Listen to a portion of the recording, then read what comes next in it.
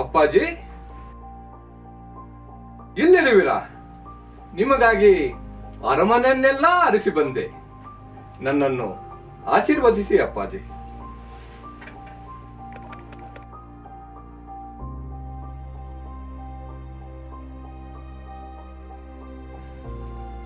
ಅಪ್ಪಾಜಿ, ಅಡಿಗೆರಗಿದವರನ್ನು ಆಶೀರ್ವದಿಸಲು ಅನುಮಾನಿಸುವುದೇಕೆ?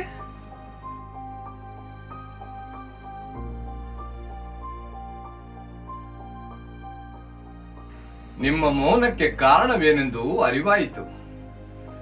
ಸಮರದಲ್ಲಿ ಶತ್ರುಗಳಿಗೆ ಎದುರಿ ಬೆನ್ನು ತೋರಿ ಹಾರಿ ಬಂದನೆಂದು ಭಾವಿಸಿರೋರ ಅಪ್ಪಾಜಿ? ಇಲ್ಲ ಅಪ್ಪಾಜಿ, ಇಲ್ಲ. ಪ್ರಾಣದಾಸೆಯಿಂದ ಶತ್ರುಗಳಿಗೆ ಎಂಜುವ ರಣಹೇಡಿಗಳು ಕನ್ನಡದ ಮಣ್ಣಲ್ಲಿ ಇದುವರೆಗೂ ಹುಟ್ಟಿಲ್ಲ, ಇನ್ನು ಮುಂದೆಯೂ ಹುಟ್ಟುವುದಿಲ್ಲ.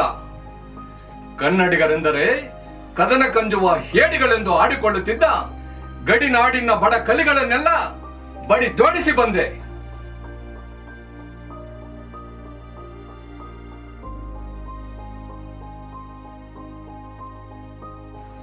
ಇಷ್ಟೆಲ್ಲ ಉತ್ಸಾಹ ಪಟ್ಟು ಹೇಳಿಕೊಂಡರು ನನ್ನತ್ತ ಮಗುಗೊಟ್ಟು ಮಾತನಾಡಲಾರಿರುವುದೇಕೆ ಅಪ್ಪಾಜಿ?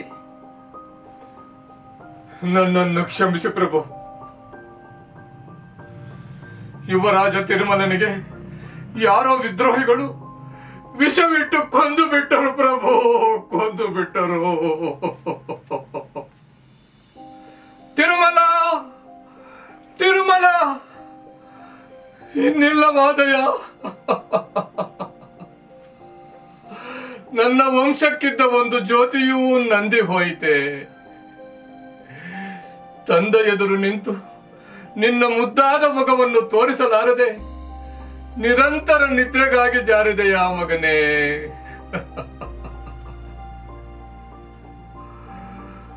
ಅಪ್ಪಾಜಿ, ನಿಮ್ಮ ದಕ್ಷ ಆಡಳಿತದಲ್ಲಿ ನನ್ನೊಬ್ಬ ಮಗನನ್ನು ರಕ್ಷಿಸಿಕೊಳ್ಳಲಾಗಲಿಲ್ಲವೇ ನೀವು? ನನ್ನನ್ನು ಕ್ಷಮಿಸಿ ಪ್ರಭು. ಕಣ್ಣಲ್ಲಿ ಕಣ್ಣಿಟ್ಟು ಕಾದರು ತಿರುಮಲನನ್ನು ಕುತಂತ್ರಿಗಳು ಕೊಂದೇ ಬಿಟ್ಟರು ಪ್ರಭು, ಕೊಂದೇ ಬಿಟ್ಟರು. ಈ ಅನಿರೀಕ್ಷಿತ ಅಚಾತುರ್ಯದಿಂದಾಗಿ ಅಮಾತ್ಯರ ಸ್ಥಾನಮಾನಕ್ಕೆ ನಾನು ಅನರ್ಹನಾಗಿ ಬಿಟ್ಟೆ. ಅದಕ್ಕಾಗಿ ಹಿಂದೆ ಅಮಾತ್ಯ ಪದವಿಯ ಬುಕುಟವನ್ನು ತಮ್ಮ ಸನ್ನಿಧಿಗೆ ಒಪ್ಪಿಸಿ ಬಿಡುತ್ತೇನೆ. ನಿಲ್ಲಿ ಅಪ್ಪಾಜಿ. ಪದವಿಯನ್ನು ಬಿಟ್ಟಾಕ್ಷಣಕ್ಕೆ ಮಾಡಿದ ಅಪರಾಧವನ್ನು ಮುಚ್ಚಿಟ್ಟುಕೊಳ್ಳಲಾರಿರಿ. ಅಂದರೆ ಕುಮಾರನ ಕೊಲೆಯು ನನ್ನಿಂದಲೇ ನಡೆಯಿತೆಂದು ಅನುಮಾನಿಸುವಿರಾ?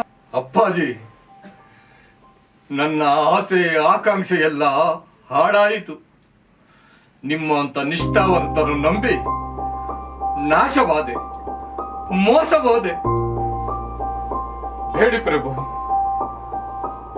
ಅನುಕೂಲ ಸಿಂಧುಗಳ ಕೈಗೊಂಬೆಯಾಗದಿರಿ. ನನ್ನ ಪ್ರಾರ್ಥನೆಯನ್ನೊಮ್ಮೆ ಕೇಳಿ ಪ್ರಭು.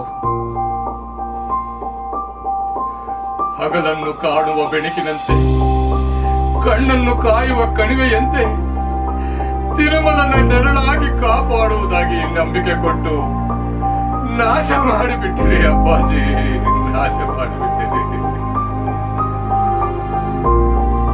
ಇಲ್ಲ ಪ್ರಭು, ಇದರಲ್ಲಿ ನನ್ನ ಪಾತ್ರವಿಲ್ಲ.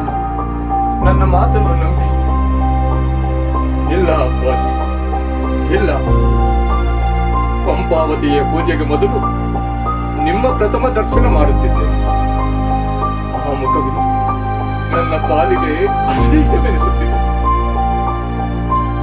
ಆದಷ್ಟು ಬೇಗ ಇಲ್ಲಿಂದ ಮರೆಯಾಗಿಬಿಡಿ.